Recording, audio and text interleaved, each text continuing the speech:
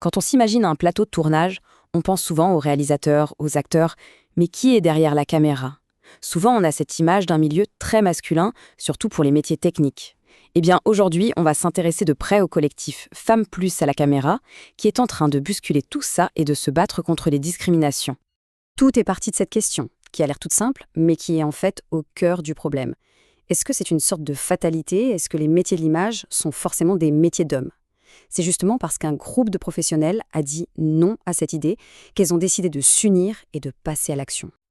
Alors, pour bien comprendre leur démarche, on va suivre leur parcours en 5 temps. D'abord, on va voir le constat qui pique, puis la naissance du collectif. Ensuite, on verra comment elles sont passées des mots aux actions concrètes, l'impact que ça a eu, et enfin, on se demandera quels sont les défis qui restent à relever. Allez, on commence par le commencement. Avant de comprendre pourquoi ce collectif existe, il faut se rendre compte de l'ampleur du problème sur le terrain au quotidien.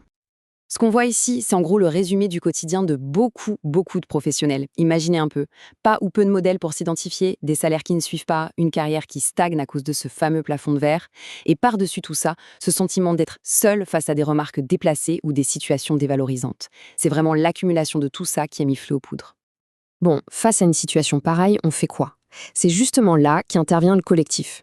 Voyons un peu comment il est né et ce qui en fait toute sa force aujourd'hui. Tout a commencé en mars 2018. Assez simplement en fait, une première réunion entre chefs opératrices qui avaient juste besoin de parler, de partager leurs expériences sans être jugées. Et puis très vite, le mouvement a grandi, il a inclus tous les métiers de l'image. Un moment clé, c'est quand le collectif est devenu Femmes Plus. Et ça, ce n'est pas un détail, c'est un engagement super fort pour être inclusif et accueillir toutes les minorités de genre. Et leur secret, s'il y en a un, c'est ce principe, l'horizontalité.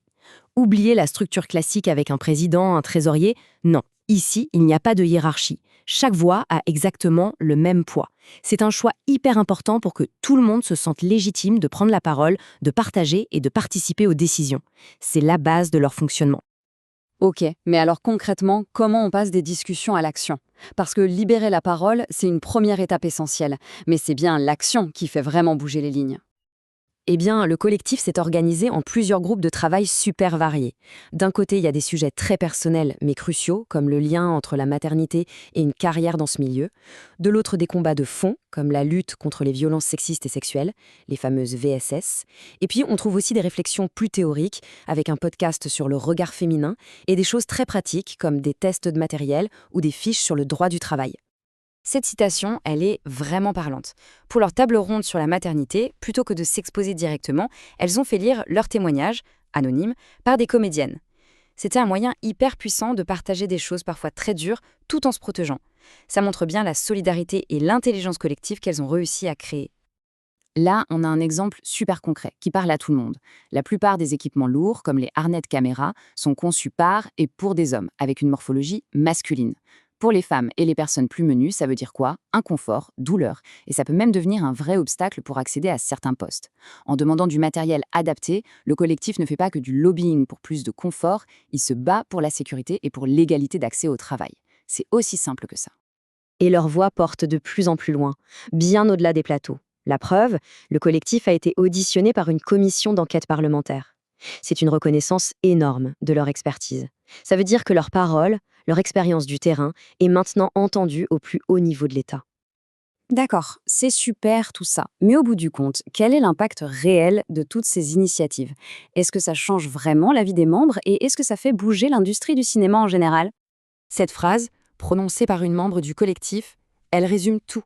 C'est hyper fort. Ça montre que le collectif, c'est pas juste un groupe de pression. C'est avant tout un réseau d'entraide. Un soutien qui peut littéralement changer une carrière, en donnant des outils, de la confiance en soi, des contacts, bref, tout ce qui manque cruellement quand on débute seul dans ce milieu. Ce schéma, il illustre parfaitement le cercle vertueux qui a été créé. Tout commence par le partage. En parlant, en échangeant, on se sent moins seul, moins démuni, donc plus forte. Cette force collective, elle nourrit la confiance en soi, et cette confiance, à son tour, elle renforce la légitimité professionnelle. C'est un vrai parcours d'émancipation, en fait. Et ce n'est pas juste une question de ressenti, il y a des victoires très concrètes. On parlait des équipements tout à l'heure, et bien suite à leur plaidoyer, des loueurs, comme par exemple Loca Image, ont réagi. Ils ont investi dans du matériel plus ergonomique. C'est la preuve que quand on est unis et qu'on pousse dans la même direction, on peut obtenir des changements réels. Pour terminer, il faut aussi regarder vers l'avenir. Le collectif a fait un travail immense, c'est clair, mais le chemin vers une véritable égalité est encore long. Parce que les faits et les chiffres, eux, sont têtus. Les femmes sont toujours minoritaires aux postes à haute responsabilité comme chef opératrice. Et quand elles y arrivent, c'est trop souvent sur des films avec moins de moyens. Sans parler du fait que leur travail a encore du mal à être reconnu et sélectionné dans les grands festivals. Bref, le combat contre ces inégalités structurelles, il est loin d'être fini. Mais le collectif, évidemment, ne baisse pas les bras. Les projets continuent de fuser.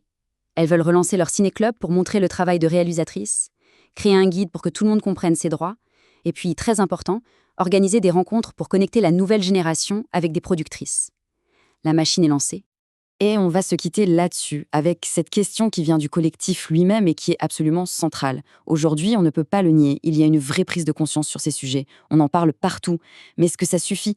Est-ce que cette prise de conscience va se transformer en changement profond et durable? C'est tout le défi qui est lancé, pas seulement au collectif, mais à toute l'industrie du cinéma. Une question qui mérite vraiment qu'on y réfléchisse.